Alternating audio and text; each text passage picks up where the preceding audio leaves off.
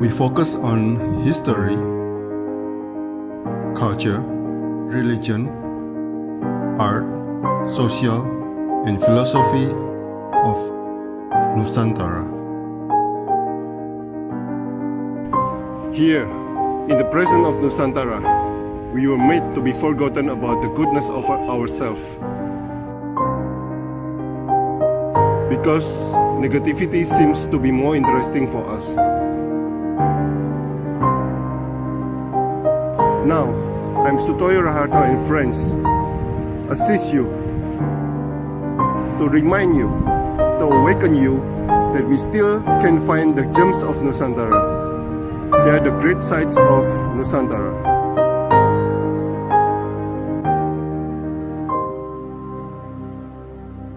Selamat siang Bu Caroline J. Monteiro, seorang feminis, aktivis, produser, founder Arts for Women, dan Perempuan Bangkit Gugat.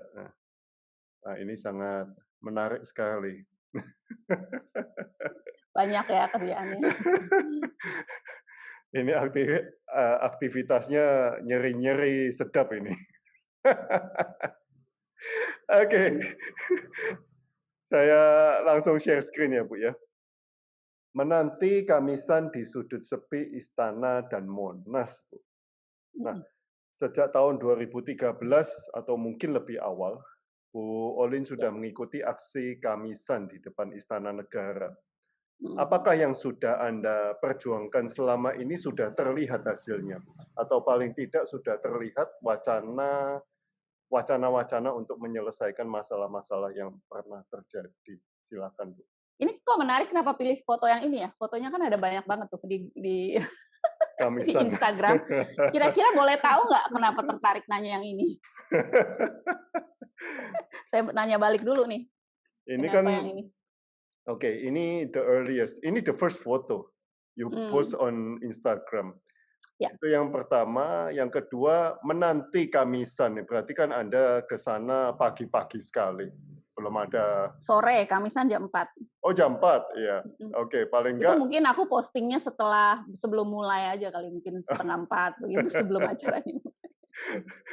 Ini paling enggak kan menunggu kan, menanti ya. Mungkin belum ada orang lain dan sebagainya. Betul, ya. Jadi sebenarnya gini, aku cerita sedikit soal si aksi Kamisan ini. Aksi Kamisan ini diinisiasi oleh ibu-ibu dan bapak-bapak keluarga korban kekerasan HAM. Ya. Jadi untuk yang belum tahu mungkin perlu dijelaskan dikit kenapa ada aksi ini. Jadi sebenarnya aksi ini dibuat oleh para keluarga korban pelanggaran HAM karena mereka ingin menyampaikan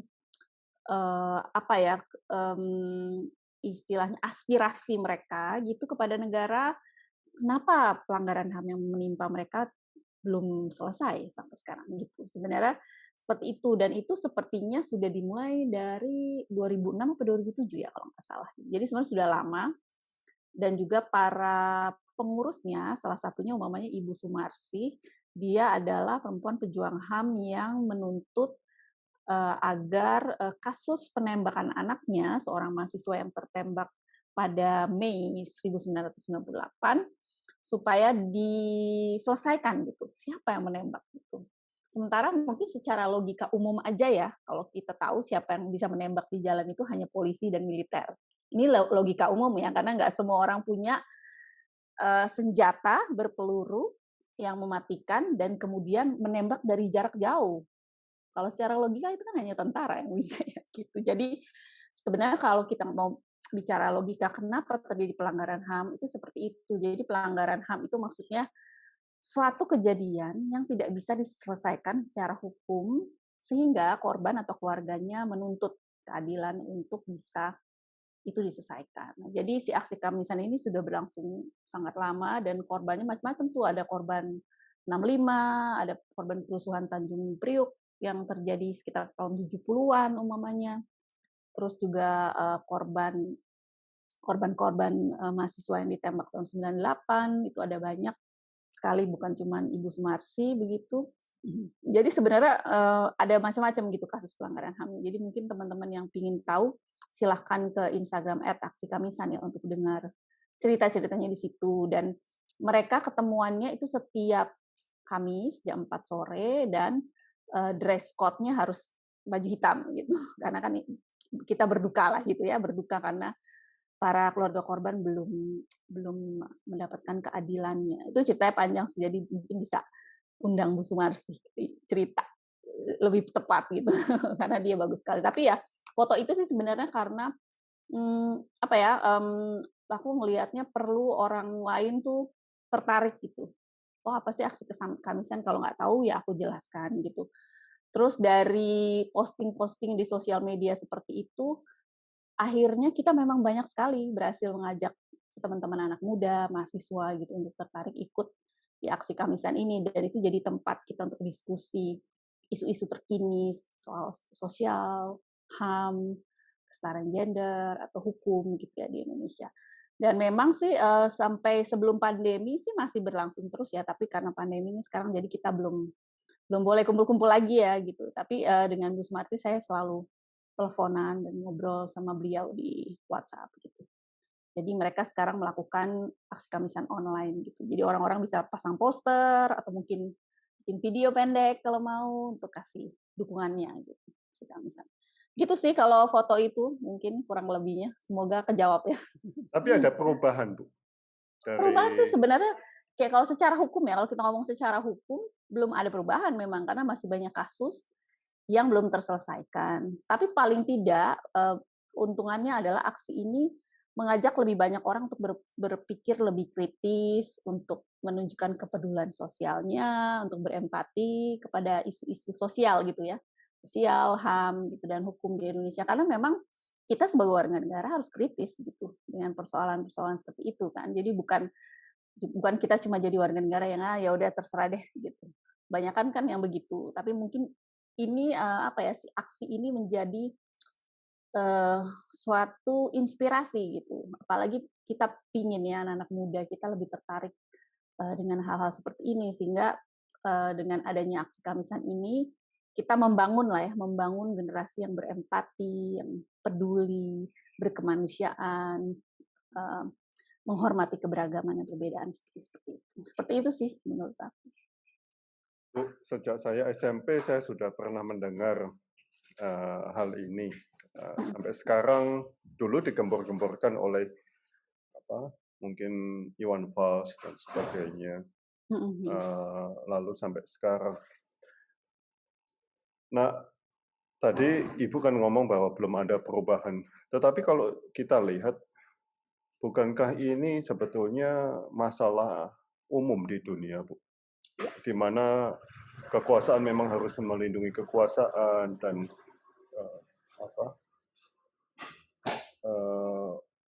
memang apa ya? Kalau dia omong memang perlu yang ada dikorbankan gitu loh. Ya.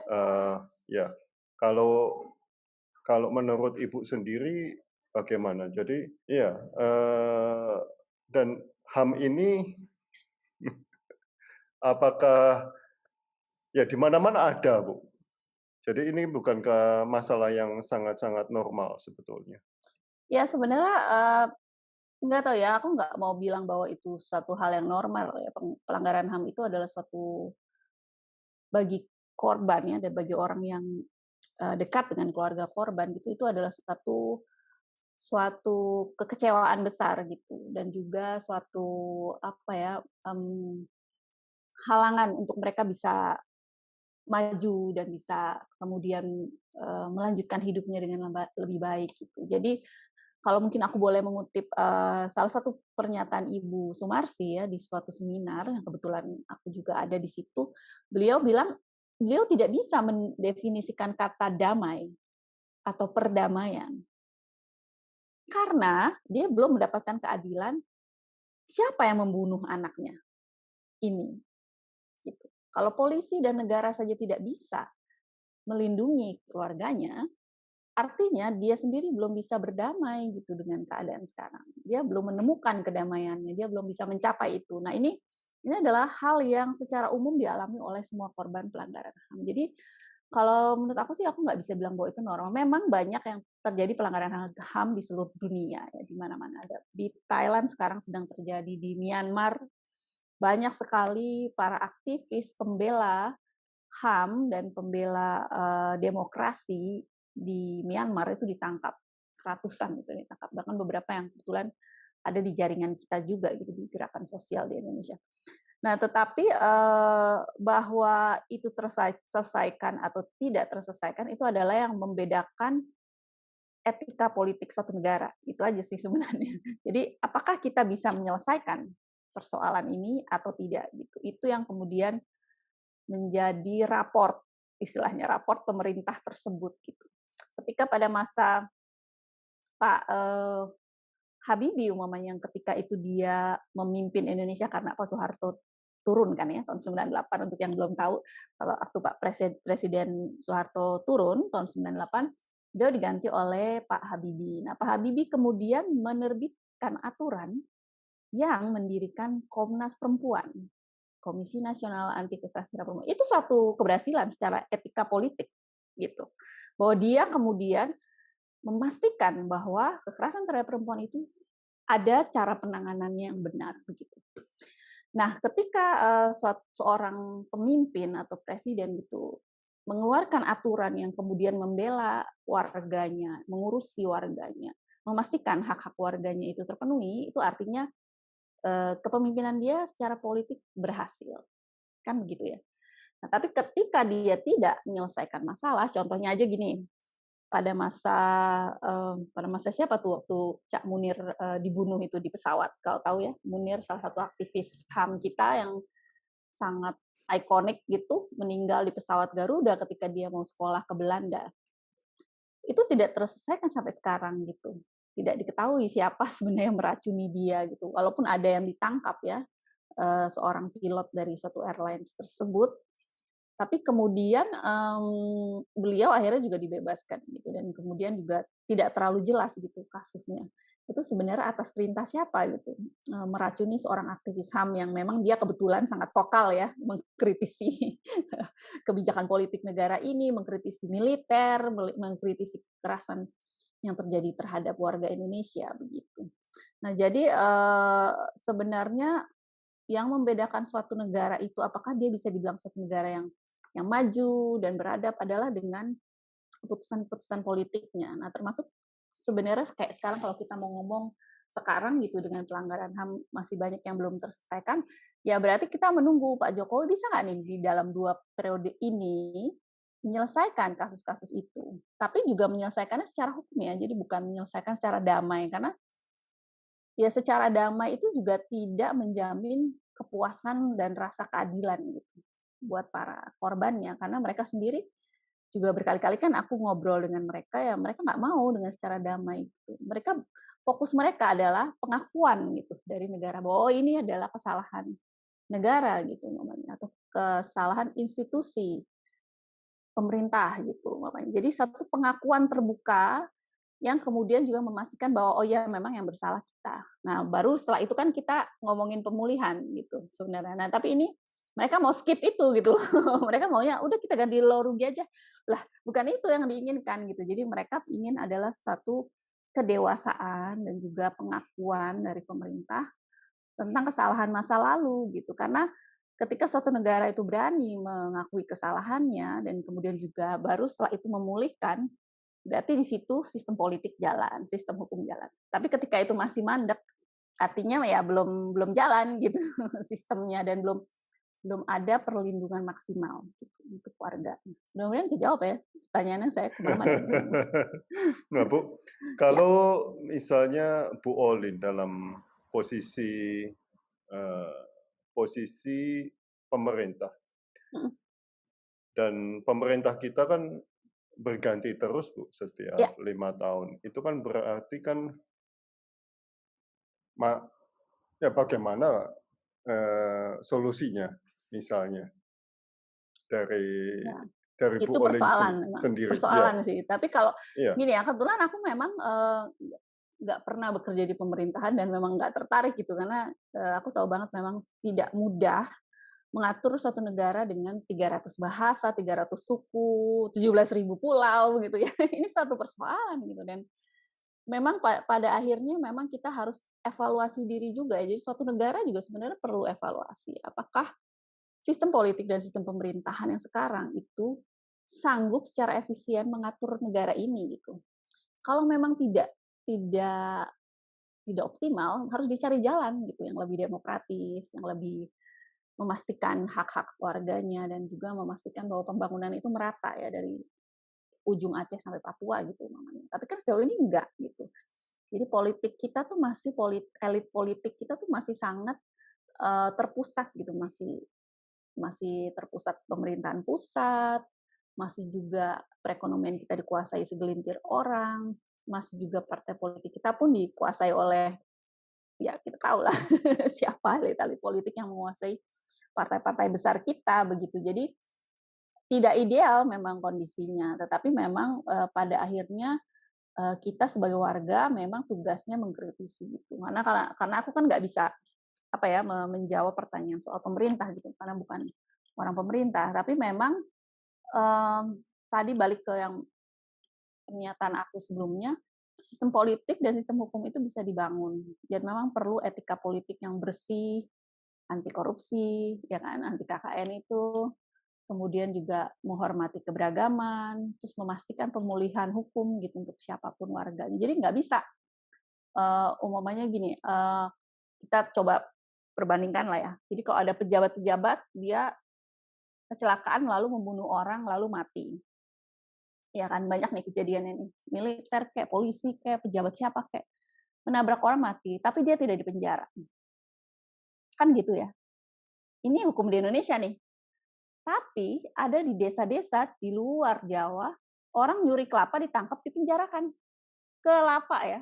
Terus kelapanya juga di pinggir jalan jatuh gitu. Ini kan absurd kan, berarti ada yang salah gitu dengan sistem hukum kita. Kenapa sistem hukum kita hanya menguntungkan orang yang elit gitu, kalangan atas, elit, pejabat. Tapi begitu orang biasa, orang miskin dirugikan oleh hukum kita. Kan begitu kan? Ini kan logika berpikir kita harus kita bangun gitu. Kita sebagai warga juga harus kritis gitu melihat itu. Itu artinya hukum kita hanya berlaku untuk orang-orang yang punya kuasa atau punya kekuasaan, itu ada power ya. Tapi begitu orang-orang yang tidak punya kekuasaan, jauh dari kekuasaan, dan kemudian juga orang biasa gitulah ya istilahnya, dia bisa kena hukum ini, bisa dikriminalitaskan oleh hukum kita. Artinya itu berarti hukum kita masih banyak yang bolong-bolong, perlu diperbaiki, perlu ada direvisi atau diamandemen apapun lah istilahnya itu. Jadi kita juga butuh anggota DPR yang cerdas, kritis gitu melihat pelaksanaan hukum di Indonesia udah jalan atau belum. Kalau belum mandeknya di mana? Kalau mandek kita revisi gimana kan gitu. Harus cepet ya. Tapi memang terbukti bahwa elit politik kita memang lebih sibuk mencari kekuasaan, menguntungkan diri begitu. Dan ini sampai sekarang ya begitu. Sehingga warga yang kemudian akhirnya jadi dirugikan gitu. Nah tapi mungkin Mas undang juga aja Mas Sutoyo undang pemerintah, terus kamu tanyain dia tuh mereka kayak gitu. Karena pasti menarik diskusinya gitu, karena kita kan nggak bisa mewakili pendapat mereka ya gitu. Tapi menurut aku ya seperti itu sih kalau menurut aku. Nah Bu, selama ini sudah berkegiatan bertahun-tahun Bu. Ada nggak negara yang paling ideal, yang sesuai dengan aktivis-aktivis ini atau feminis-feminis ini di kelompok Ibu? Silakan. Negara masuk di dunia ini gitu yang paling Ya. setara gitu ya beragam.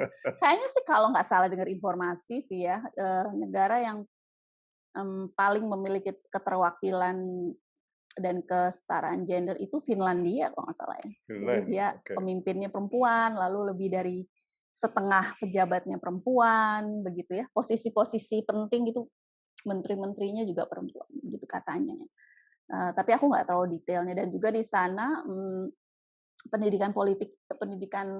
pendidikan formal dan pendidikan politik itu juga dijamin bahwa keterwakilan itu penting. Jadi keterwakilan gender, ras, kemudian juga kelas pekerja begitu. Siapa yang bisa masuk ke dalam pemerintahan, dan bahkan mereka juga kayaknya satu-satu negara yang punya menteri yang milenial gitu. kalau nggak salah ya, kalau nggak salah ingat. Jadi seperti itu keterwakilan yang benar-benar sempurna. Dan tapi itu memang sebenarnya bisa gitu kalau kita punya etika politik gitu, kayak gitu. Tapi kan kita masih pemerintahan kita dan juga struktur budaya kita tuh masih sangat patriarki ya.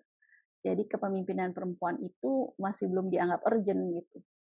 Jadi kita perlu nih mengubah mindset masyarakat, baik masyarakat secara umum maupun pemerintah gitu tentang pentingnya partisipasi dan peran nyata perempuan gitu di dalam segala bidang. Jadi dia bukan ditetapkan ini aja yang perlu gitu. Kayak umumnya saya juga salah satu orang yang lumayan kritis gitu terhadap pola struktur perencanaan kementerian di negara ini gitu ya, karena kita punya Kementerian Pemberdayaan Perempuan dan Anak.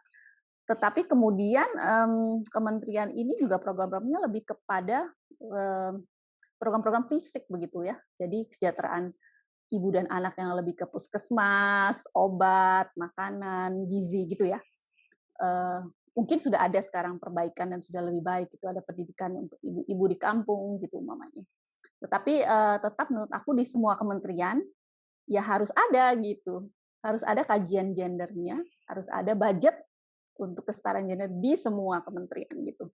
Tidak hanya di Kementerian Pemberdayaan Perempuan gitu. Jadi karena kalau kita ngomongin isu lingkungan umpamanya, pembakaran hutan di Kalimantan ini kan yang kena dampak banyak sekali perempuan dan anak-anak juga gitu. Jadi nggak bisa dong kalau kita lempar ke semuanya ke Kementerian Pemberdayaan Perempuan. Tetap di semua kementerian lainnya tuh harus ada gitu, harus ada kebijakan terkait kesetaraan gender di masing-masing isu tersebut gitu. Termasuk juga kalau di kantor perencanaan aparatur negara umpamanya di situ harus pastikan gitu bahwa setiap departemen tuh eselonnya harus banyak juga yang perempuan dong ya, yang posisi eselon mau itu. Kenapa semuanya laki-laki hanya 1-2 gitu yang perempuan itu di kementerian masih seperti itu. Berarti pola pikirnya masih sangat patriarki gitu. Padahal kita sangat yakin gitu bahwa banyak sekali perempuan yang bisa gitu jadi pemimpin dan berkualitas gitu. Itu nggak bisa kita ragukan lagi gitu. Nah sekarang tinggal punya niat nggak nih kita untuk bikin kebijakan yang memastikan bahwa mereka bisa jadi perempuan gitu ya. Kita masih jauh sih dari negara kayak Finland. Kayaknya mungkin lebih kalau di Asia yang lumayan juga cukup oke gitu secara kepemimpinan sekarang mungkin Filipina ya mulai kalau nggak salah dengar. Tapi tetap masih jauh angkanya dari negara kayak Finlandia gitu. Gitu sih kondisinya. Ibu tadi ngobrol tentang pemerintahnya masih terpusat pada satu titik dan sebagainya. Lalu keuntungannya juga hanya di situ-situ saja. Sebetulnya idealnya suatu negara itu bentuknya seperti apa, Bu? Untuk Ibu sendiri? Idealnya maksudnya pemerintahannya ya? Iya. Maksudnya. Pemerintahannya sih sebenarnya paling ideal kalau pemerintahannya itu tidak terpusat di kepemimpinan pusatnya. Itu sih sebenarnya idealnya ya sebenarnya. Tapi rupanya udah dicoba juga dulu kan ada otonomi daerah ya. Beberapa ratus tahun yang lalu kan kita begitu juga, Bu. Iya. Jadi kita dulu sempat ada di tahun 2000 ya kalau nggak salah undang-undang otonomi daerah bahwa setiap daerah punya istilahnya punya wewenang gitu untuk mengatur daerahnya provinsinya sendiri begitu. Tapi kemudian pada saat pelaksanaannya dari hasil berbagai evaluasi yang saya sempat baca, tapi mungkin bisa search sendiri ya di evaluasinya di laporannya Bappenas gitu. Itu kemudian malah memunculkan kultur kerja yang primordial seperti begitu. Jadi muncul raja-raja kecil atau penguasa-penguasa kecil atau kapitalis-kapitalis kecil yang di setiap provinsi ini jadinya. Jadi sebenarnya memang sistem pemerintahan yang terpusat maupun yang memberdayakan daerah itu ada kelebihan dan kekurangannya. Pasti begitu. Semua tata pemerintahan begitu. Jadi kayak Amerika kan punya United States ya. Jadi itu states federasi negara bagian begitu ya. Yang sebenarnya kita juga pernah dulu zaman Soekarno sempat bikin juga seperti gitu ya.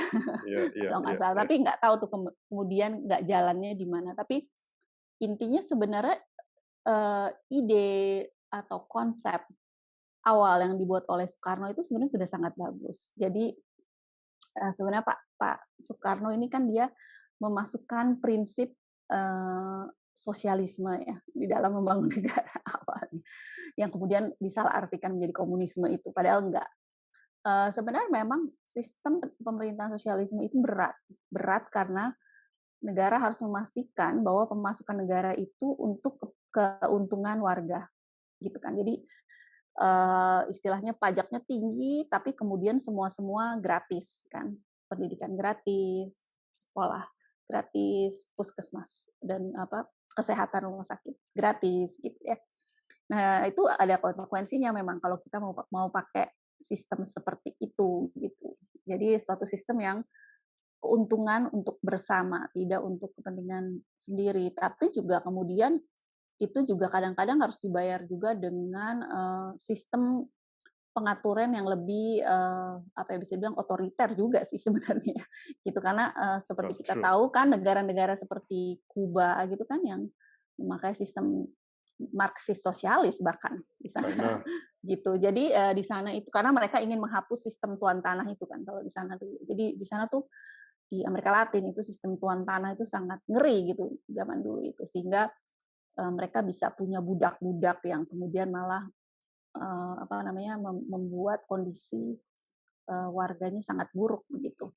Jadi mereka kemudian akhirnya membangun sistem sosialis Marxis tersebut yang kepemilikan tanah hanya untuk kepemilikan komunal, begitu, tidak untuk kepentingan satu orang tertentu begitu. Which is bagus maksudnya, tapi untuk melaksanakan ini berarti kan diperlukan satu kekuatan militer gitu ya, diperlukan satu aturan yang sangat terpusat gitu yang kemudian memastikan bahwa tidak ada yang mempergunakan kepentingan umum untuk satu pihak gitu. Nah, sementara kalau kita kan Soekarno dulu membangunnya dengan pemikiran bahwa dengan keberagaman, dengan perbedaan ini kita bisa musyawarah gitu. Sebenarnya inti dasar negara Indonesia kan begitu, dibangun dari musyawarah mufakat, lalu ada duduk-duduk silaturahmi itu yang dimana kita semua saling mendengar dan kemudian memutuskan bersama gitu. Tapi kemudian ketika politik ini berubah menjadi demokrasi politik begitu ya, di Indonesia kan demokrasi politik tuh sistem negaranya, juga ada kecenderungan kita menjadi otoritarianisme gitu, karena kemudian terfokus kepada satu pemerintah gitu dan satu kepala negara ini yang kemudian akhirnya Soeharto ketika mengambil alih negara Indonesia ini dari Soekarno, dia menjadi otoriter gitu karena dia merasa bahwa dia bisa mengaturnya supaya tidak jadi yang lain-lain yang tidak diinginkan gitu, karena kan dulu itu ada kekhawatiran kita dimasuki komunis gitu ya. Nah jadi value satu negara itu sebenarnya bisa dibangun dari musyawarah mufakat, tapi kemudian musyawarah mufakat siapa? Satu orang dengan antek-anteknya atau benar-benar warga gitu. Ini kan susah ya, susah dengan kondisi negara kita yang kepulauan gitu ya. Untuk bermusyawarah dengan kondisi geografis yang luas ini susah gitu. Jadi memang kalau menurut aku mungkin negara bagian seperti Amerika itu cocok kali ya sebenarnya. Kalau aku sebenarnya lebih suka seperti itu karena bisa mungkin lebih kecil ya skupnya untuk mengatasi geografis kita yang lebih sulit dan juga bahasa yang beratus-ratus banyaknya ini berbeda gitu. Nggak realistik sebenarnya kalau dia sentralisasinya terlalu di pusat. Kalau menurut aku sih begitu. Tapi ya tadi seperti aku bilang ada keuntungan dan ada kekurangan lah dari sistem negara. Jadi kita juga benar-benar harus bikin aturan yang tepat dan dijalankan gitu. Bukan bikin aturan habis itu nggak dijalankan juga kan. Jadi ada law enforcement-nya juga harus jalan. Ketika law enforcement nggak jalan ya tetap problem tetap akan timbul gitu di mana-mana. Iya. Katanya memang Amerika adopsi dari negara kertagama. Itu dia makanya kan jadi sebenarnya kan dari kita dulu punya kultur yang latar belakangnya awalnya seperti itu. Jadi seperti kalau kita tahu sejarah Nusantara, nanti untuk yang berminat Google aja. Dulu salah satu kerajaan terbesar di Indonesia kan Sriwijaya itu konon sampai Thailand loh ininya negara bagiannya. Bukan konon, memang. Jadi kita nggak bisa membuktikan secara fisik lah ya sebenarnya. Ada buktinya. Kecuali ya piagam-piagam itu ya yang masih masih ada dan tapi nggak terlalu banyak orang juga bisa baca tuh Mas, itunya piagam-piagam karena Eh, bahasanya lama ya, enggak kok, bahasa lama. memang diakui di Thailand. Iya, makanya Ya. jadi apa ya sebenarnya kita punya kemampuan untuk itu gitu sebenarnya dan tapi butuh sebenarnya memang komitmen politik, kemauan politik yang kuat gitu untuk membangun negara ini sesuai dengan kondisinya yang geografisnya lebih susah gitu untuk kalau terlalu sentralistik di Jakarta gitu. Itu sih. Nah, Bu, di suatu foto, Ibu Mm-mm. ikut serta dalam sebuah kampanye untuk Mm-mm. mencoblos salah satu pasangan politik, Bu. Mm-mm. Apakah setelah itu Ibu masih mengikuti aksi Kamisan, Bu? Ini maksudnya yang kampanye Presiden Jokowi ya, yang Iya, iya. pertama ya. Iya, iya, iya. Oke, nah jadi gini, aslinya sebenarnya aku nggak terlalu apa ya, karena mengetahui begitu banyak pelanggaran HAM itu dari dulu gitu. Karena kebetulan aku udah jadi aktivis dari tahun 90-an. Jadi semenjak itu aku jadi tahu bahwa banyak sekali permasalahan di ini ya. Kan kita belajar nih dari senior-senior kita, ikut diskusi, belajar, lalu kebetulan juga aku sering banget riset gitu ke seluruh Indonesia. Nah, dari situ aku tahu bahwa terlalu complicated nih urusan di Indonesia ini, banyak sekali masalahnya dan Itu yang harus mau di saya mmm, tanyakan dari awal harus sebetulnya. ya harus dibenahi satu-satu gitu. Tapi mungkin karena aku aktivis perempuan, tentu aku fokus di isu perempuan. Jadi kita harus bagi-bagi tenaga juga ya, nggak bisa semua hal dikerjakan.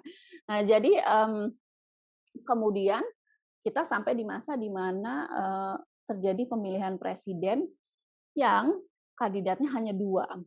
Nah, di kandidat pemilihan presiden ketika cuma 2 itu memang jadi bahaya. Bahayanya adalah terjadinya suatu polarisasi yang sangat fatal gitu ya, sebenarnya bisa dibilang fatal ya, karena imbas itu kita rasakan sampai sekarang masih.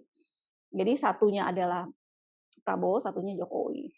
Nah, jadi aku perlu klarifikasi ya bahwa aku mendukung sosoknya, jadi bukan mendukung partai politiknya atau antek-anteknya atau teman-temannya di sebelahnya. Jadi nggak kayak gitu ya. Nah, kenapa harus waktu itu memilih? Karena kita sudah jelas tahu bahwa dari kedua calon presiden waktu itu, yang satunya adalah pelaku pelanggaran HAM gitu. Jadi aku pernah satu kali trip ke Timor Leste, dan dari situlah dulu itu aku tahu bagaimana peran Prabowo dalam invasi ke Timor Leste ini. Gitu. Jadi kekerasan yang dilakukan oleh tentara ketika beliau masih menjabat itu terjadi nyata dan saksi matanya banyak yang lihat gitu. Ini kan artinya problem. Apakah kita mau punya pemimpin yang kemudian melakukan kekerasan seperti itu? Gitu. Pelanggaran HAM yang kemudian juga tidak diadili dan juga kemudian warga yang disakiti tidak dikasih ganti rugi sama sekali oleh pemerintahan Indonesia ini kan bahaya sekali ya. Kita punya sosok calon presiden yang sangat militeristik gitu. Walaupun memang dia bukan militer lagi ya, tapi tetap dia punya background militer dan dia punya afiliasi dengan ya lingkungan militer begitu. Dia dekat dengan jenderal-jenderal yang memimpin sekarang. Itu kan berbahaya sekali untuk Indonesia ya. Sehingga kemudian kita semua di aktivisme pada saat itu harus mendukung Pak Jokowi ketika dia pertama kali menjadi presiden karena dia ya satu-satunya calon yang lain gitu. Kalau ada yang lain umpamanya kita punya calon lain yang lebih oke menurut kita umpamanya Ibu Sri Mulyani waktu itu jadi calon presiden, mungkin saya pilih Ibu Sri Mulyani itu karena dia perempuan umpamanya. Tapi kan nggak ada gitu, adanya cuma Pak Jokowi atau Prabowo gitu. Nah, jadi pilihannya hanya 2. Sehingga kemudian kita harus membuat statement itu. Nah, seperti tadi aku bilang juga di yang foto pertama tadi, statement itu sekarang penting karena masyarakat tuh membaca gitu ya, membaca walaupun di sosial media yang nggak jelas, tapi membaca, meyakini bahkan kemudian bisa terpengaruh gitu dengan pendapat kita. Jadi waktu itu perlu untuk menyatakan pendapat bahwa saya pilih ini dan juga dengan penjelasan tentunya ya, penjelasan bahwa sebaiknya tidak pilih calon yang terlibat pelanggaran HAM. Itu gitu pilihannya. Jadi terpaksa harus ngomong seperti itu. Tapi biasanya sejauh selama mulai memilih, ikut pemilu, aku nggak pernah memang mempromosikan siapapun gitu ya untuk dipilih itu.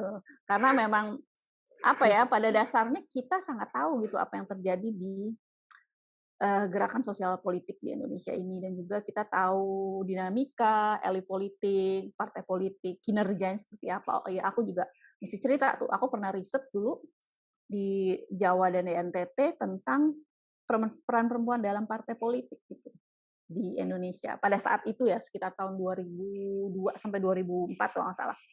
Nah, dari situ terbukti bahwa orang ikut partai politik itu karena ikut-ikutan. Itu banyak banget. Tapi pas kita tanya, apa visi misi partai kamu? Nggak ada satupun yang ngerti. Ada sih 1-2 orang lah pengurusnya yang ngerti. Tapi begitu anggota partai kita tanya, nggak ada yang ngerti tuh. Taunya dikasih kaos, dikasih barang-barang, ini itu gitu. Dikasih makan kalau kampanye gitu kan. Dan jadi partai politik itu hanya mesin politik yang kemudian jadi sibuk ketika mau pemilu. Tapi fungsi dia mendidik masyarakat untuk pendidikan politik ini tidak berjalan gitu. Warga nggak ngerti apa sih politik Indonesia tuh, nggak ngerti. Dan juga orang juga masih punya konotasi tuh ya, kalau politik tuh pasti politiknya politik kotor gitu. Lo kaya lo menang gitu. Itu masih. Lo punya duit, lo punya modal, lo bisa masuk DPR. Lo punya backing, lo bisa jadi menteri. Masih kayak gitu politik Indonesia. Bahkan sampai sekarang ya, dari aku riset dulu tuh 15 tahun yang lalu, sampai sekarang masih seperti itu kondisinya. Dan kemudian juga ketika perempuan masuk, dia ditempatkan di posisi-posisi bendahara, gitu-gitu. Jarang ketua partai itu perempuan. Coba lihat, kecuali Bu Megawati ya. Tapi Bu Megawati kan anaknya siapa? Kita semua tahu. Kalau dia bukan anaknya Pak itu, ya I don't think so. Atau Puan Maharani, itu anaknya siapa? Begitu. Satu-satunya partai yang benar-benar bagus dan kemudian juga pemimpinan perempuan tuh cuma PSI sekarang. Begitu kan, dia masih partai kecil lah, tapi paling enggak dia sudah memulai dengan memberikan kesempatan kepada perempuan untuk memimpin partai. Artinya dia juga menjadi contoh gitu kan untuk orang lain bahwa ya bisa perempuan jadi ketua partai gitu. Nah, ini kan image seperti itu memang harus dibangun, termasuk ketika kita juga memainkan lah ya, istilahnya memainkan sosial media ini untuk kepentingan menyuarakan hal-hal yang perlu kita suarakan gitu. Jadi foto itu sebenarnya juga aku memberikan istilahnya pilihan lah gitu untuk masyarakat, bahwa kalian bisa membantu supaya negara ini jangan dipimpin oleh militer gitu nanti. Apakah kita mau jadi negara yang kemudian militeristik? Kan ngeri gitu. Nah, jadi kita punya pilihan untuk mencari pemimpin yang bisa membawa negara ini ke arah yang lebih baik lah gitu sebaiknya. Begitu sih sebenarnya kenapa foto itu akhirnya nongol gitu. Bu, dari pertanyaan pertama sampai yang sekarang ini, barusan Ibu mengatakan bahwa masyarakat Indonesia di pelosok itu masih belum tahu tentang politik. Lalu tentang kita harus encourage rakyat lebih kritisi dan sebagainya. Ya. Nah, ini kan sebetulnya kuncinya di education, Bu ya. Iya, betul sekali. Setuju. Ya, pendidikan Indonesia kita juga bukan ini ya, bukan nggak ada masalah ya. Pendidikan kita juga kita punya sistem pendidikan yang masih satu arah. Artinya gini, bahwa murid itu dikonsepkan sebagai seorang yang menerima gitu. Ini Ya, masih konsep yang jadul banget gitu loh. Jadi sebenarnya pendidikan kita harus direformasi juga nih. Bahwa pendidikan itu adalah bagaimana anak-anak itu juga bisa belajar dan juga bisa mengekspresikan gitu keinginannya gitu. Jadi sistem pendidikan itu harusnya mengikuti pertumbuhan anak, kemudian juga memberikan ruang ekspresi yang baik gitu untuk anak bisa berekspresi, dan juga memicu pemikiran kritis. Ini yang nggak ada di Indonesia, masih belum. Mungkin udah banyak yang mulai ya. Jadi ada beberapa sekolah swasta aku lihat bagus sekali. Jadi mereka minta anak-anak kasih usul mau field trip kemana, atau ada buku apa yang mau dibaca bersama gitu. Sudah ada beberapa teman juga, mereka guru-guru yang progresif lah gitu ya. Terus mereka memastikan anak-anak baca buku sastra gitu. Jadi tidak hanya membaca buku textbook gitu ya. Biasanya kan sekolah hanya textbook, udah baca ini halaman ini udah. Tapi nggak ada pilihan lain bacaannya gitu. Padahal seperti kita ketahui, dengan anak belajar sastra atau seni dari usia muda, disitulah kita mengajak mereka untuk belajar kepekaan itu kan, kepekaan terhadap lingkungan, perbedaan, dan juga memicu pemikiran kritis mereka, kenapa sih kok novel ini kayak gini, kenapa ya bisa kayak gini, oh ternyata di orang di Afrika begini gitu. Jadi apa ya, memancing pemikiran kritis itu sebenarnya bisa dibangun gitu dari anak-anak kecil. Tapi ketika mereka hanya diberi catatan, disuruh baca buku, teks, terus bikin PR sesuai buku teks gitu ya, berarti dia memang hanya ada di kotaknya yang segitu aja gitu. Mereka nggak bisa expand gitu pandangannya, pemahamannya, perspektifnya. Padahal itu bisa Ya, dibangun gitu sebenarnya. Seperti kalau di pendidikan di luar negeri ya banyak memang udah seperti itu. Jadi mereka ada field trip, lalu membahas apa yang mereka temui di field trip tersebut, juga ketemu dengan orang-orang tokoh-tokoh gitu yang mamanya di bidang tertentu gitu kan, belajar pergi ke pabrik bikin sepatu atau kemana ke peternakan begitu ya. Sebenarnya kayak gitu kan pendidikan, harus dia bukan hanya duduk di bangku sekolah dan catat gitu. Kan kita kayak gitu ya. Nah, sekarang sih udah mulai banyak sih sekolah-sekolah yang guru-gurunya progresif atau swasta ya paling terutama ya sayangnya, yang kemudian mulai melakukan pola-pola pendidikan yang interaktif begitu untuk anak. Nah, tapi memang kayaknya di sistem pendidikan formal yang negeri masih belum, masih seperti itu ya. Ya, semogalah ke depannya ya, jadi ada perubahan karena kita juga sangat yakin bahwa sebenarnya Departemen Pendidikan, apalagi sekarang dengan menterinya yang baru ya, yang dari generasi milenial ya bisa dibilang lah ya. Milenial apa enggak tuh dia? Ya, semoga sih tergerak lah ya untuk merubah pendidikan ini karena kita memang sayang sekali gitu ya kalau anak-anak kita tuh dijadikan mesin. Kan sebenarnya kita harus menjadikan mereka manusia yang lengkap gitu, tidak hanya mengerti ilmu secara sains, tapi juga mempunyai perkembangan pemikiran dan kepekaan yang tinggi gitu terhadap lingkungannya. Dan itu memang nggak bisa satu kali training, harus dibangun dari kecil gitu. Dari kecil biar mereka tahu bahwa oh kondisinya seperti ini, mereka melihat persoalan-persoalan di luar dari kotak nyaman kita ini gitu. Kita kan sebenarnya kalau bisa dibilang kalau di keluarga menengah ke atas tuh ya rata-rata hidup dalam kotak nyaman gitu. Tapi kalau tidak dibangun kepekaannya kan mereka juga ya seperti itu. Jadi mereka hanya terima-terima aja apa yang mereka terima gitu. Susah gitu kalau pendidikan ini memang masih apa ya persoalan juga di Indonesia nih sekarang. ya. Ini kan the key problem is education kan. Tuh. Ya, kalau dari tadi Ibu ngomong tentang hak asasi manusia, kritisi, berpikir kritik, lalu tentang masyarakat. Kayak kadang-kadang masyarakat pedalaman masih taunya presidennya Soeharto. Ya, it's true, Iya it's true. makanya, Ya. iya benar, Aha. betul itu dan ya apa dan juga jangan salah ya, kayaknya orang juga banyak yang nggak tahu bahwa sebenarnya teman-teman masyarakat di pedalaman itu juga punya pengetahuan yang luar biasa gitu.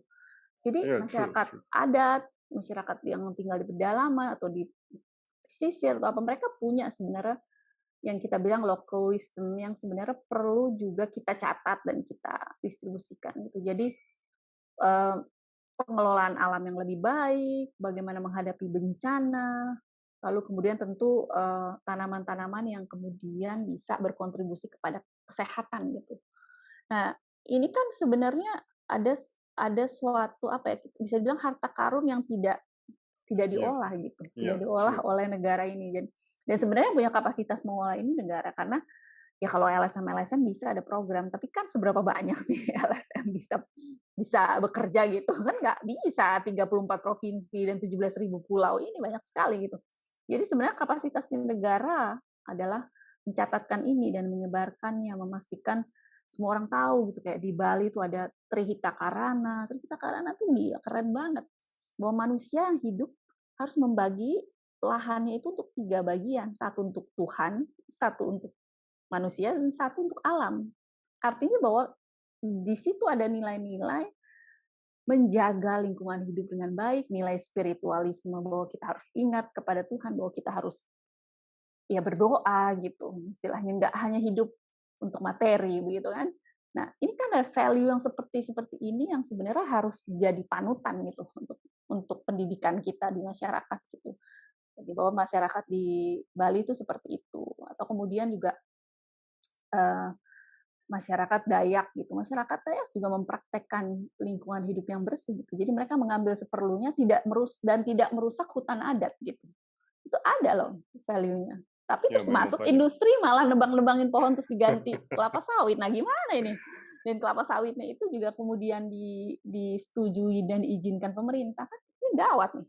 Padahal udah ada local wisdom yang bilang bahwa hutan adat tidak boleh ditebang gitu karena itu yang memberikan kehidupan dan keberlanjutan bagi generasi penerus warga di situ gitu. Ketika itu dihancurkan, ya mau kemana ini masyarakat adat gitu. Ya, ya. Ini kan persoalan gitu. Jadi ya sebenarnya tugas orang pemerintah itu banyak banget gitu yang bisa dikerjakan selain hanya berebutan untuk persiapan pemilu 2024 ya. PR banyak banget sih. Harusnya begitu sih. Beberapa kali Ibu menentang sistem patriarki. Sebenarnya apa yang diidealkan Bu Olin tentang sistem kemasyarakatan, Bu? Apakah matriarki atau sama rata sesuai dengan sistem sosialisme? Ya balik seperti tadi aku bilang bahwa satu sistem itu baik sistem pemerintah, sistem budaya, sistem sosial politik itu pasti ada kelebihan dan kekurangannya. Jadi nggak ada lah yang sempurna di dunia ini, hanya Tuhan kan yang sempurna. Nah jadi tentu kita harus cari itu dan pasti sebenarnya prinsip yang dibangun oleh Soekarno di awal tuh prinsip musyawarah mufakat itu udah bagus banget sebenarnya tuh. Itu Nah, tapi dipuji oleh profesor saya memang. makanya jadi sebenarnya ekonomi politik dengan musyawarah mufakat itu sebenarnya yang harus dibangun dan itu termasuk bagaimana menghapuskan budaya patriarki yang merugikan perempuan. Karena gini, kalau toh kita mau ganti jadi budaya matriarki, apa kemudian tidak terjadi keributan lain lagi nanti? Nah itu Kan yang gitu. ingin saya tanyakan sebetulnya. Saya belum tentu juga dan juga jangan salah ya. Coba di riset dulu. Aku nggak pernah riset sih. Budaya matriarki ini apa benar perempuan yang pegang? Belum tentu juga gitu. Belum tentu loh. Jadi namanya aja budaya matriarki. Contohnya gini, kalau teman-teman yang di Minangkabau tuh cerita soal di sana kan katanya mereka memakai sistem matriarki. Iya, iya. Tapi kemudian kita tanya lagi, sistemnya kayak gimana? Ya pokoknya tanahnya milik ibu, oke. Tapi yang ngurus tanahnya siapa ya? Tetap bapaknya, gitu. Terus kalau dijual, ya buat bapaknya, gitu. Jadi artinya apa? Budaya matriarki yang kemudian tetap memakai dasar pemikiran patriarki. Nah, jadi jangan salah. Kita cek dulu tuh, benar nggak budaya matriarkinya itu benar-benar bahwa kepemimpinannya didasarkan kepemimpinan perempuan. Atau dia sebenarnya cuma fungsi representasi aja. Perwakilan dan simbol gitu, ada simbolisasi gitu ya. Kalau di orang Minangkabau mereka bilangnya ada namanya bundokan duang. Jadi bundokan duang ini kayak ratu. Ya, jadi kalau ada problem adat, bundokan duang ini yang duduk lalu menentukan penyelesaian masalah adatnya. Nah, tapi terus kita cek lagi, jadi bundokan duang sekarang masih ada fungsinya nggak tuh? Aku sempat tanya juga. Ya tetap nggak ada. Yang menentukan adalah nini mama. Nini mama itu adalah para laki-laki di dalam keluarga. Intinya itu. Jadi, bahwa dia boleh kasih masukan, tapi yang memutuskan tetap akhirnya laki-laki. Gitu. Nah, jadi kita harus juga teliti dulu, harus kritis, sebenarnya budaya matriarki itu seperti apa. Jangan-jangan dia sebenarnya tetap sama-sama aja matriarki, tapi memakai gaya pemikiran patriarki tetap. Jadi pada dasarnya sebenarnya masih patriarki juga. Nah, seperti apa ya sistem masyarakat dan budaya yang perlu untuk orang Indonesia. Sebenarnya sih setiap budaya itu punya sistemnya. Jadi kayak contohnya begini, orang suku anak dalam di Jambi itu mereka sudah punya adatnya. Kalau kamu nyolek-nyolek atau megang anak perempuan yang bukan anak kamu kena denda adat. Sudah ada mekanisme penyelesaiannya. Apalagi kalau kekerasan seksual. Itu ada banyak sekali hukumannya. Ada hukuman pembuangan, ada harus ganti rugi, macam-macam sekali. Jadi sebenarnya dalam struktur adat, di berbagai adat di seluruh Indonesia, sudah ada penyelesaian secara adat akan persoalan-persoalan gitu yang terkait kekerasan terhadap perempuan, pelanggaran batas adat, pencurian, dan sebagainya gitu. Jadi sebenarnya mekanisme adat di seluruh Indonesia itu ada masing-masing. Tapi memang kebanyakan memang tidak ada hukum yang terkait umpamanya diskriminasi, itu belum ada. Karena gini, karena memang apa ya, di dalam adat Indonesia itu kepemimpinan itu turun temurun ya. Jadi memang primordial gitu. Jadi kayak raja, kepala suku itu biasanya turun temurun dari bapak ke anak, bapak ke anak. Nah, ketika anaknya perempuan, tentu anak perempuannya gitu ya jadi pemimpin. Jadi untuk beberapa suku tidak ada permasalahan ketika kepala sukunya perempuan. Tapi ada untuk suku-suku lain ya harus laki-laki gitu. Walaupun anak pertama yang perempuan, berarti anak keduanya yang laki lah yang menjadi pemimpin gitu. Ada yang seperti itu. Jadi ada yang lebih keras, ada yang enggak. Nah, jadi gimana caranya supaya struktur masyarakat yang sudah ada ini kemudian disesuaikan gitu dengan konteks sekarang gitu. Nggak usah juga dia dipertentangkan dengan hukum positif gitu. Kalau hukum Indonesia itu kan memang kita berdasarkan Undang-Undang Dasar 45 ya. Jadi kita sudah ada pemahaman terkait hak asasi manusia. Tapi sebenarnya prinsip hak asasi manusia itu ada di dalam pemahaman adat gitu sebenarnya. Walaupun bahasanya bukan HAM gitu umpamanya, tapi lebih ke lebih ke keadilan gitu atau lebih ke hak hak milik gitu ya. Kalau di adat ada istilahnya hak milik mungkin, terus hak penggunaan lahan, kemudian hak untuk mengambil hasil bumi umpamanya. Seperti itulah.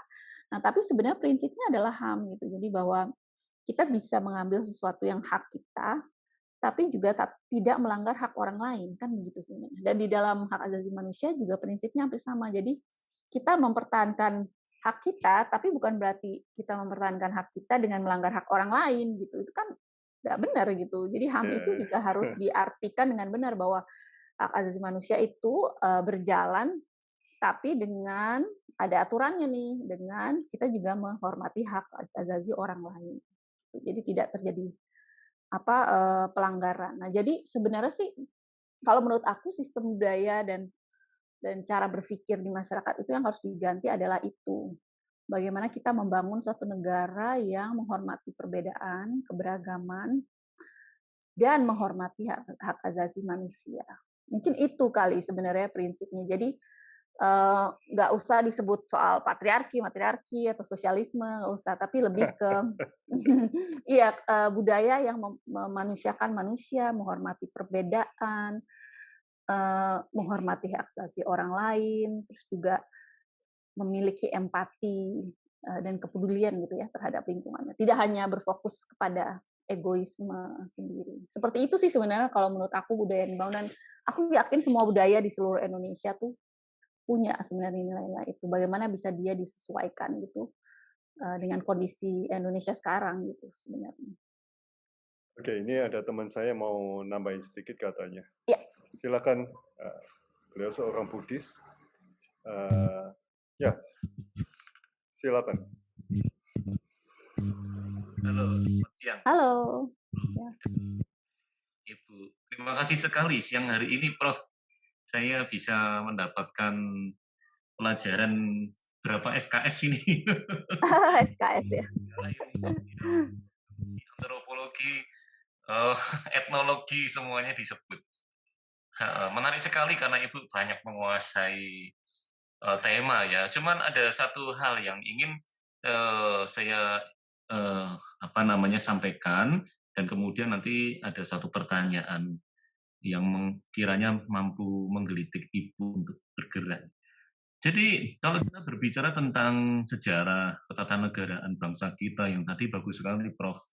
Yung mengutip Desa Warnanya yang negara Wilwatekta itu berkembang dari adat-adat bangsa yang kemudian dihancurkan oleh VOC Belanda dan kemudian diteruskan ya. Jadi kemudian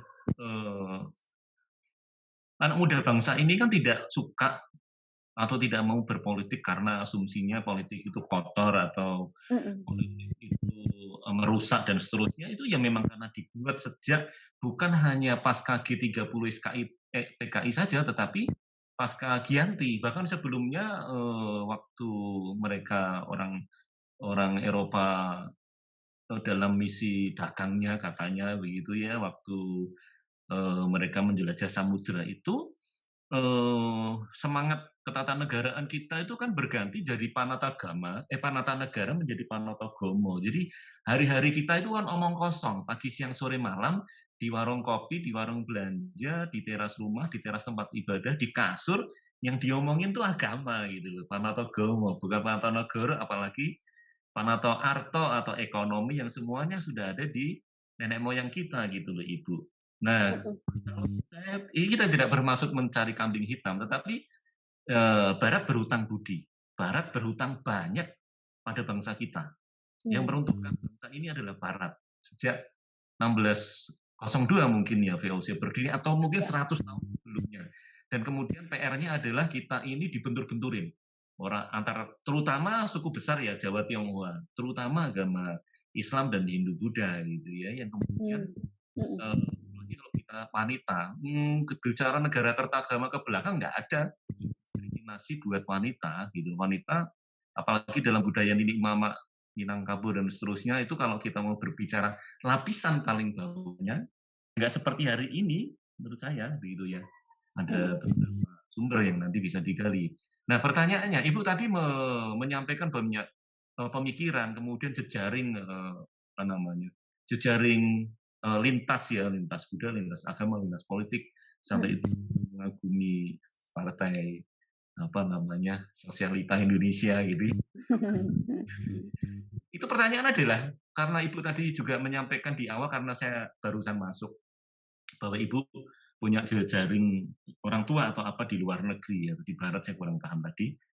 Pertanyaannya adalah sejauh mana Ibu juga melakukan suatu gebrakan pemikiran bahwa barat harus bertanggung jawab pada kita. Karena kegoblokan bangsa ini kata Soekarno dan kemiskinan bangsa ini dibuat oleh barat. Itu bukan mencari kambing hitam, tetapi ya kita memang jadi pasar gitu ya. Kita memang jadi alat kokangnya gitu ya untuk menindak kita dari debt collector sampai sekarang dengan software atau apa. Ya, maksudnya sejauh mana Ibu punya jejaring di luar negeri untuk menyadarkan cukuplah Barat untuk mengambil dari kita. Bukan kita nyerah loh ya, tapi kita udah habis-habisan.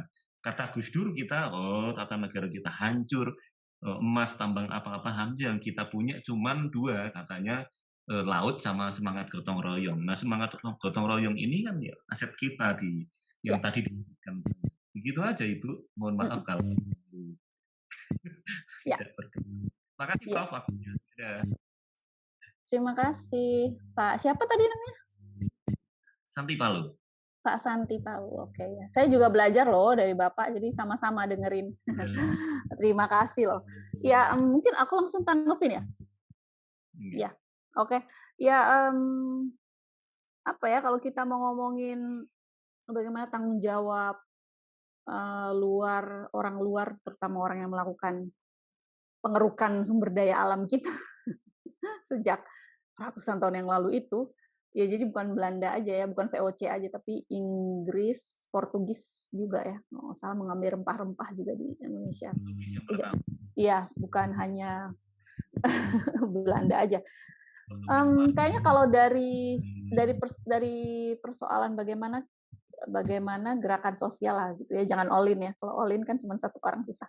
Tapi bagaimana gerakan sosial meminta pertanggungjawaban kerugian gitu yang kita alami. Aku rasa itu udah jalan ya dari kayaknya mungkin beberapa aktivis politik kita di luar itu dari tahun 60-an kayaknya sudah melakukan itu ya, mulai ketika Soekarno masih ada itu.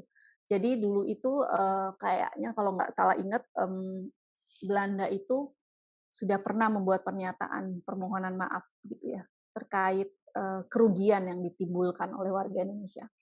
Dan kemudian mereka akhirnya memang punya banyak sekali program G2G tapi ya G2G artinya dari pemerintah ke pemerintah yang kemudian pemerintahan Belanda gitu ya secara spesifik melakukan bantuan begitu kan Indonesia. Jadi mereka membangun banyak sekali proyek infrastruktur, jembatan, bendungan, sekolah-sekolah gitu. Dan itu memang sudah dilakukan dengan real ya oleh pemerintahan Belanda dan memang advokasinya terus berjalan. Tapi memang sekitar tahun berapa ya? Saya pertama kali dengar tuh tahun 90-an kalau nggak salah. 2000-an gitu awal. saya dengar bahwa ketika kita merdeka, Indonesia membayar uang kepada Belanda. Ini kita dengar nih dulu isunya. Mungkin Pak Santi pernah dengar juga isunya bahwa untuk kemerdekaan kita, konon kita membayar jutaan dolar apa gitu, kalau nggak salah, ke Belanda untuk kemerdekaan kita ya. Nah, jadi tapi ini tidak bisa diverifikasi secara dokumennya. Kita nggak, maksudnya ada dokumen rahasia negara begitu ya, tidak bisa kita ketahui dari zaman Soekarno itu ketika Indonesia merdeka pada tahun 1945. Tapi di gerakan sosial sempat mendengar itu gitu, persoalan bagaimana kita sebagai negara untuk membeli kemerdekaan kita. Jadi ada isu yang ramai seperti itu. Nah, tapi advokasinya bahwa apa kerugian yang sudah kita alami itu ternyata juga nggak bisa kita lakukan secara egoistis. Karena gini, maksudnya gini, dalam satu kebijakan politik Asia, terutama Indonesia kan jadi bagian dari ASEAN, kita punya negara-negara yang bekas jajahan. Jadi tidak Indonesia, ada Thailand, kemudian Filipina oleh Spanyol, Singapura, dan Malaysia oleh Inggris, gitu ya. Jadi negara-negara kolonialisme ini kemudian membuat semacam catatan bersama, gitu ya, untuk menekan Eropa, khususnya Uni Eropa, bagaimana mereka melakukan kebijakan politik yang kemudian bisa memberikan keuntungan, bantuan, dan juga mungkin benefit gitulah untuk warga Indonesia. Jadi sebenarnya itu sudah ada. Mungkin kalau ASEAN itu dari semenjak ASEAN didirikan sudah ada ini pembicaraan soal ganti rugi ini. Jadi memang usaha-usahanya sudah ada gitu, sudah ada. Tapi kemudian memang yang kemudian jadi persoalan adalah para presiden pemimpin negara ini kemudian juga melakukan langkah-langkah politik terkait international finance policy yang kemudian meminjam uang untuk pembangunan Indonesia itu. Jadi ini sudah dilakukan sejak lama, sejak zaman Soekarno mungkin ya, atau Soeharto, nggak terlalu ingat tuh kalau soal pinjaman hutang ini. Jadi ketika kita minta ganti rugi pun kita belum bisa mengembalikan hutang kita dengan ganti rugi itu. Jadi kalau kita mau hitung-hitungan gitu ya, jadi ini ada ganti rugi yang kita mau, tapi ini juga ada hutang negara yang harus dikembalikan. Ya, jadi kita harus logika berpikirnya gitu tuh. Ekonomi politiknya kayak gimana gitu. Karena memang kalau toh kita meminta ganti rugi terhadap masa kita dijajah dan dikeruk gitu ya sumber dayanya, kemudian kita juga harus melakukan evaluasi terhadap ekonomi politik kita. Apakah kita juga bisa, kita diganti rugi nih sama Belanda nih semuanya. Nah, tapi dari ganti rugi ini bisa nggak kita ngembalin hutang-hutang negara ini yang udah triliun-triliunan, nggak ketahuan lagi itu berapa banyak banget yang sudah dipinjam oleh presiden kita semuanya gitu. Jadi itu yang perlu juga jadi pertimbangan kita, itu satu. Terus kedua, di dalam gerakan sosial itu kita punya prioritas ya, prioritas kerja. Artinya gini, memang semua isu itu penting. Ada isu bagaimana kita mendapat dukungan dari global gitu terkait isu-isu trafficking. Trafficking ini kan global nih, seluruh dunia, bukan Indonesia aja ya. Jadi Indonesia salah satu negara gitu yang kita juga punya masalah dengan trafficking yang nggak selesai-selesai ini. Tapi ini juga terjadi di Amerika Latin, di Afrika, di seluruh daratan Asia, Cina gitu ya. Jadi persoalan trafficking ini adalah salah satu persoalan global gitu yang urgent yang harus di-address gitu secepat-cepatnya. Nah, jadi dari prioritas itu menyebabkan kita juga kemudian pada akhirnya harus mengakui kapasitas kita gitu. Sebagai aktivis atau sebagai gerakan sosial yang sebenarnya kan kita sebenarnya gerakan social pressure ya kepada pemerintah sebenarnya. Kita juga harus melihat kapasitas kita gitu. Apakah kita bisa gitu melakukan advokasi terhadap isu-isu yang kita kuasai betul dan isu-isu yang kita tidak kuasai. Memang isu soal pengembalian harta negara atau pengembalian sumber daya negara atau apapun lah istilahnya itu penting gitu ya, penting kita mendapat pengakuan bahwa dulu tuh Indonesia dirugikan gitu oleh para kolonial yang masuk itu, dan terus kemudian bagaimana ganti ruginya. Nah, tapi kemudian tentu akan advokasi internasional tentu akan bilang, tapi ada isu-isu lain nih yang lebih penting dibicarain gitu. Jadi kayak sekarang ini kan kita kayak lagi ngomongin soal pandemi, bagaimana mengoptimalkan kesehatan warga dunia ya, supaya tidak lebih banyak lagi yang terkena COVID gitu. Dan kemudian fokus kepada riset untuk varian-varian baru dari COVID ini yang kemudian menyebar gitu. Karena virus itu ternyata tidak hanya bermutasi tidak setahun sekali, ternyata sebulan sekali kalau dari jurnal riset terakhir. Jadi dia bisa bermutasi, bayangin nggak sih, setiap bulan. Ini kan pusing juga kita ya menghadapi persoalan ini. Jadi ada urgensi dalam persoalan advokasi internasional ya, soal isu-isu apa sih sebenarnya yang mau kita address gitu di international movement atau di international advocacy gitu. Bahwa memang kita tidak bisa menekan ya untuk supaya Indonesia itu bisa digantikan kerugiannya. Karena sebenarnya juga tetangga-tetangga kita juga mengalami kerugian sih, kayak Malaysia, Thailand, Myanmar, Myanmar apalagi sekarang kan yang lagi pergolakan politik gitu, Kamboja gitu, semua yang dijajah. Itu mereka juga sebenarnya juga mengalami persoalan yang kurang lebih sama lah dengan Indonesia. Jadi memang butuh tekanan politik yang luas gitu di elit politik di dunia ya, di pertemuan-pertemuan international leaders itu sebenarnya yang bisa memutuskan seperti itu, atau di sidang PBB sebenarnya yang bisa memutuskan itu. Kalau kita sebagai aktivis di gerakan sosial secara umum sih sebenarnya agak susah ya untuk mengadvokasi itu. Itu lagi juga karena keterbatasan kita juga hanya bisa mengadvokasi hal-hal yang sedang kita kerjakan sekarang. Begitu. Mudah-mudahan kejawab ya. sangat sangat jelas. Oke, kembali ke pertanyaan saya. Pertanyaannya banyak ya. Oh, ini yang langit itu ya? Iya, tinggal satu. Clear Sky Today ya. Beberapa kali Ibu menulis ya. Langit selalu menjadi objek foto untuk Anda. Ya. Ada apa dengan langit dan apa yang Anda inginkan dari langit, Bu? Ya, mungkin aku jelasin sedikit ya. Sebenarnya kalau sosial media itu kebanyakannya sih ya, aku menggunakannya untuk lebih ke persoalan isu-isu yang aku kerjakan gitu ya, isu perempuan, isu HAM, atau sekarang ini kebetulan aku juga lagi memfasilitasi satu jaringan seni perempuan gitu ya, yang bekerja untuk mempromosikan pekerja-pekerja seni perempuan Indonesia gitu.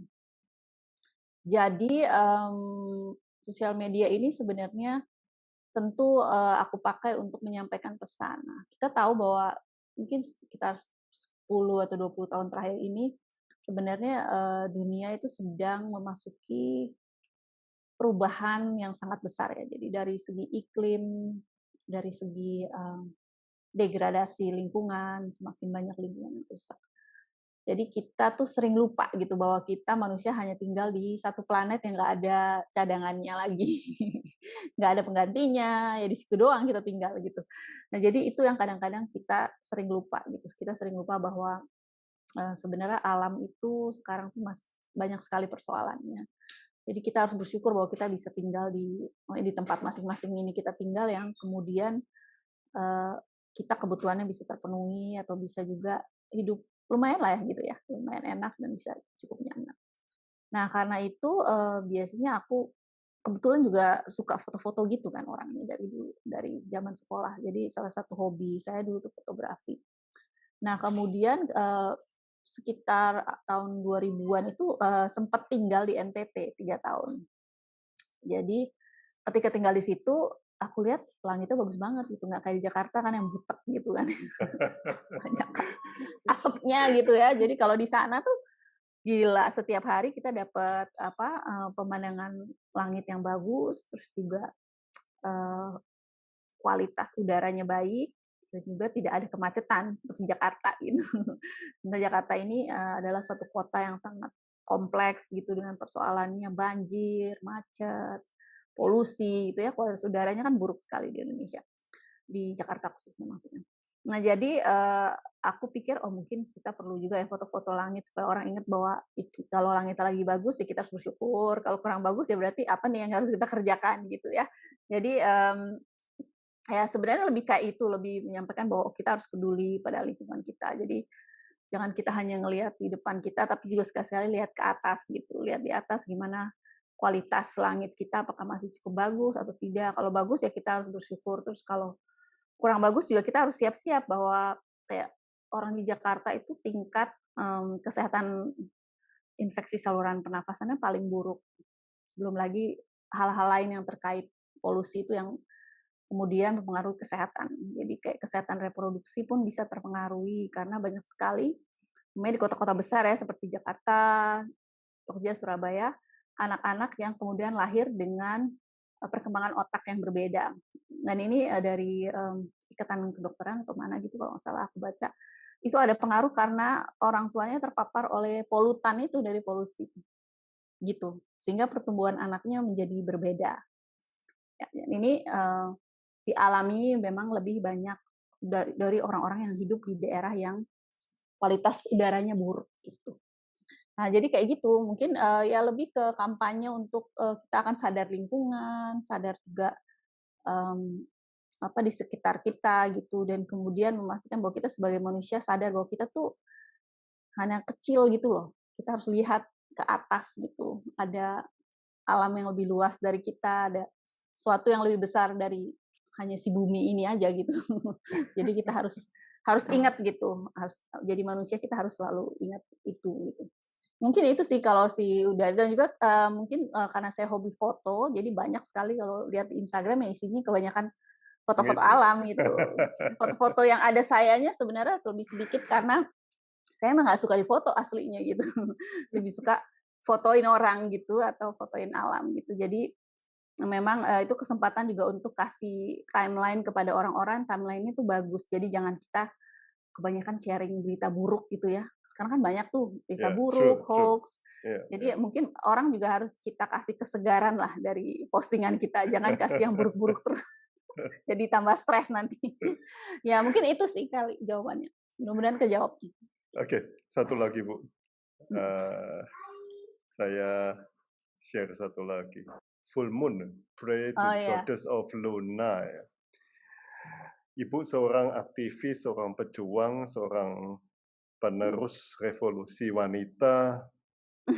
Apa isi doa yang Anda panjatkan, Bu? Tentang doa-doa perjuangan atau doa-doa yang romantis ini? Doa yang romantis ya. Ya aku sebenarnya belajar yoga itu secara nggak sengaja tahun 98. Jadi kebetulan ada teman yang praktisi yoga, lalu kemudian ya dia mempelajari lah, membagi gitu filosofi yoga itu apa. Nah kemudian dari situ ya banyak sekali lah belajar tentang seperti apa itu filosofi yoga, dan kemudian juga mungkin karena teman saya juga dia apa namanya beragama Buddha, jadi dia juga memberikan pengetahuan soal itu ajaran. Terus aku pikir kok ajaran Buddha bagus juga ya gitu.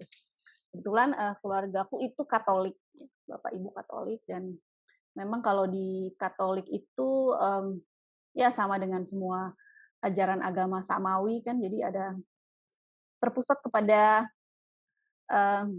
Tritunggal Maha Kudus itu gitu, yang isinya laki-laki semua. Cenderung laki-laki ya sebenarnya gitu. Jadi buat aku agama Katolik juga punya beberapa catatan lah gitu yang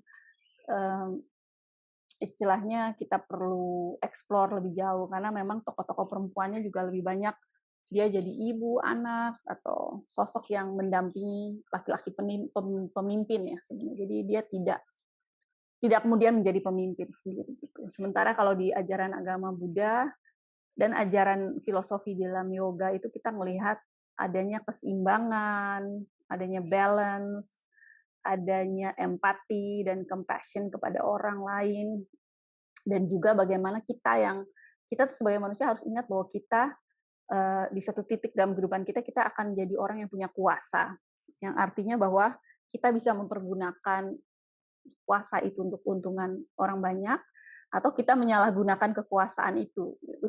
Dan aku pikir itu filosofi yang sangat bagus sekali gitu ya di ajaran baik itu yoga maupun ajaran Buddha, dan mungkin dari situ kemudian, dan dari kebetulan kenal banyak sekali teman-teman yang mereka juga kemudian belajar agama-agama spiritualisme yang lebih luas gitu ya, yang agama kepercayaan begitu, dan juga agama-agama asli gitu, seperti di Jawa Barat ada Sunda Wiwitan, di Jawa Tengah ada Kejawen, lalu orang NTT tuh di Sumba ada namanya agama Marapu. Jadi ini agama-agama asli yang kemudian ketika saya dengar dan ikutan belajar gitu, kok kayaknya bagus-bagus banget gitu sebenarnya filosofinya. Jadi bagaimana penghormatan kepada alam, kepada sesama manusia, kepada tumbuhan gitu ya, pada binatang gitu. Jadi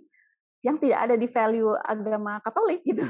Beda gitu, beda sekali. Dan aku ngelihat bahwa manusia itu memang pada dasar kita nggak bisa dipisahkan dari alam gitu ya. Jadi kita sebenarnya ada masa mungkin ribuan tahun yang lalu kita tuh sangat dekat sekali dengan alam gitu. Kita bisa berkomunikasi dengan binatang, bisa berkomunikasi dengan tumbuh-tumbuhan, bisa memandang ke langit, lalu kemudian berkomunikasi dengan langit mungkin gitu ya. Jadi sementara masyarakat milenial yang sekarang ternyata sangat jauh gitu dari alam.